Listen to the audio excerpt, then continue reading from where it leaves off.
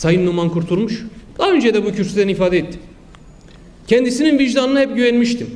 Umut ediyorum bizi daha fazla kendi insani, ahlaki, vicdani duruşuyla ilgili daha fazla hayal kırıklığına uğratmaz. Daha önce başka bir partideydi. AKP'ye geçti. Başka bir Numan Kurtulmuş'u görüyoruz. Ne diyor Numan Bey? Musul'da diyor bizim amacımız Musullular yönetsindir. Eyvallah. Niyetin buysa, eğer gerçekten böyle samimiysen tamam. Ama sen bunu söylediğinde yine dönüp sana şunu sorarlar. Sen Musullular yönetsin diyorsun da Şırnaklıların yönetmesine izin vermiyorsun. Yüksekova'yı, Nusaybin'i, Cizre'yi oranın halkı, Kürt halkı yönetsin diye izin vermiyorsun. Seçtiği belediye başkanını görevden alıyorsun. Sen önce kendi yurttaşının kendini yönetme hakkına bir saygı duy da ondan sonra Musullular Musul'u yönetsin diye politikada ahkam kes. Ciddiyetleri yok. Söyledikleri sözün dış dünyada karşılığı yok. Hiç kimse bunları ciddi politika, ciddi hükümet söylemi olarak algılamıyor. İnanın ki Türkiye ile ilgili algı biraz önce de belirttim. İşit devleti, işit hükümeti. Böyle bakıyorlar. İngiltere'deki referandumun ana konusu buydu. Avrupa Birliği'nden çıkalım mı çıkmayalım mı diye sordular. Avrupa Birliği'nden çıkalım diye evet kampanyası yürütenler bak Avrupa Birliği'nden çıkmazsak Türkiye geliyor. IŞİD geliyor diye seçmeni tehdit ederek referandumu kazandılar. Çünkü algı bu ve bu algıyı da biz yaratmadık. Müsaade edin bu kadarcık rezil politikanın sorumlusu da siz oluverin. Şimdi 14 yıllık hatalar görülmeyecek. Efendim Musul'da niye böyle oldu? Musul'da niye böyle olmuşmuş? Hep bir fıkra vardır anlatılır. Hani savaşa giderken Allah Allah Allah Allah diye gidilir ya. Dönerken de Allah Allah Allah Allah. Yenilmiş dönüyor. Tabi. Giderken bu gazla giderken dönerken de Allah Allah olur tabi. Meseleyi önce baştan doğru koymazsanız yıllar sonra hatalarının sonuçlarını ceremesiyle birlikte bu halka ödeten bir siyaseti siz yaratmış olursunuz. AKP, Davutoğlu mevcut atanmış 4C Başbakan henüz daha meselenin farkında olmadığı için Davutoğlu'nu hatırlatmak istiyorum. Çünkü bütün bu komşularla sıfır sorun ve Orta Doğu'da yeni bir Türkiye Yemenli Neo-Osmanlı politikanın yaratıcısı kendisiydi. Kalın bir kitap yazınca mesele çözülüyor zannediyordu. Sahada durumun öyle olmadığı anlaşıldı. Her gün daha fazla anlaşılacak. HDP Türkiye'ye en makul öneriyi, Türkiye'ye en fazla kazandıracak öneriyi yaptı, yapmaya devam ediyor. İç barıştan yola çıkarak komşu ülkelerde yaşayan bütün halklarla barış, adalet ve eşitlik üzerine doğru bir ilişki. Mezhebine bakmayacağız, kimliğine, inancına bakmayacağız. Bakın basit ama kazandırıcı, en etkili politik çözümdür. Bugün Türkiye'nin içine düştüğü krizlerden bir anda Türkiye'yi çıkarabilecek, Türkiye'nin düşen kredisini bir anda yükseltebilecek ve Türkiye halklarının çektiği zulmü de en aza indirebilecek politikadır. İşte bu köprünün Türkiye'deki adı HDP'dir. Orta Doğu halklarıyla, Türkiye'de ezilen halklarla bağlantıyı ve bağı kurabilen tek parti biziz. Ve aklı olan bir hükümet HDP ile kuracağı bağ üzerinden Orta Doğu'ya açılır.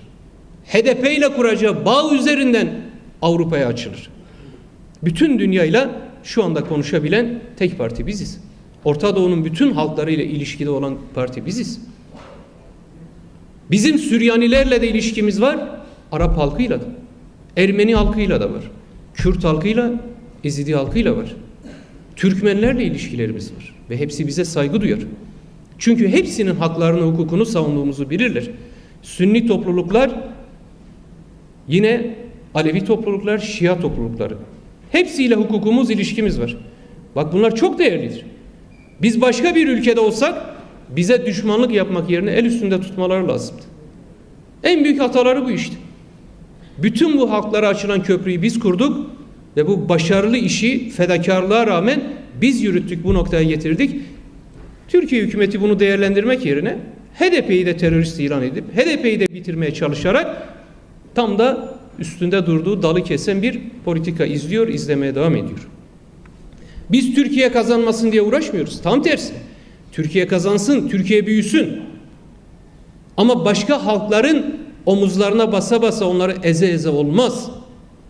Barışla büyüsün. Savaş tek seçenek değildir. Ucuz kahramanlığın gereği yok.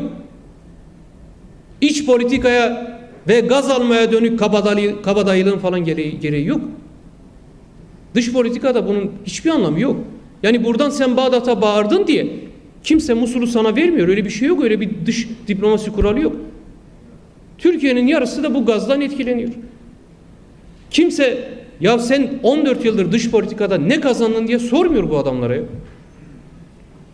Ermeni meselesi çözülecekti, daha da kötüleşti. Kıbrıs meselesi çözülecekti, daha da kötüleşti. Avrupa Birliği'nde çoktan girmiş olmalıydık sözde. İpler kopma noktasına, müzakere bitme noktasına geldi. Yani dış politikada nasıl bir ilerleme oldu? Yunanistan'la biraz sular durulmuştu. Şimdi tekrar Lozan üzerinden Yunan adaları tartışmaya açıldı. Orada da bir kriz yaratıldı. Tek bir komşu yok. Tek bir iyi ilişkide olduğumuz Türkiye'nin artık komşu halkı da, topluluğu da, devleti de yok. Ve bunu bir başarı hikayesi gibi anlatmayı başaran AKP iktidarı başarılı olduğu tek konuda, yalan konusunda Oscar'lıktır. Bu konuda hakkını yememek lazım. Musul'da mezhepçiliğe izin vermeyiz. Musul'da terör destekçiliğine izin vermeyiz. Musul'da etnik temizliğe izin vermeyiz. Musul'da katliama izin vermeyiz. Musul'da asimilasyona izin vermeyiz. Bunu söyleyen bunlar. Bunların hepsini de ülkede yapan bunlar. O yüzden inandırıcılıklar yok. Başka bir iktidar olsa, tırnak içinde temiz bir iktidar, hükümet olsa, bunların hepsini kendi yurttaşına yapmasa, mezhepçiliği, terör destekçiliğini, katliamı, asimilasyonu, etnik temizliği kendi ülkesinde yapmasa inandırıcı olur. Kendi yurttaşına adaletle, eşitlikle, demokrasiyle yaklaşan bir iktidarın Musul konusunda söyleyeceği sözün ağırlığı şüphesiz çok fazla olurdu. Ama treni kaçırdı. AKP iktidarı treni kaçırmış durumda ve bu trene, yani şu anda arkasından son vagonun balkonuna binmek için uğraşıp koşuyorlar. En fazla başarı bu olacak. Fakat görünen o ki trenin hızına bunların koşusuyla yetişmek de mümkün olmayacak. Tren gitti, arkasından bakanlar artık ne gibi bakıyor siz tahmin edersiniz. Mesele budur değerli arkadaşlar. Musul'da yeni bir süreç başladı. Kan revan içerisinde Orta Doğu'nun tarihi yeniden çizilirken o coğrafyanın kadim halkları kendi hakkını ve hukukunu, tarihten kaynaklı hakkını ve hukukunu elde etmek için elbette ki direnecekler. İşgalciye karşı da, DAEŞ'e karşı da, emperyal müdahalelere karşı da. Herkes kendi hakkını, hukukunu koruyacak. Biz işte ezilen bütün o halkların yanında olacağız.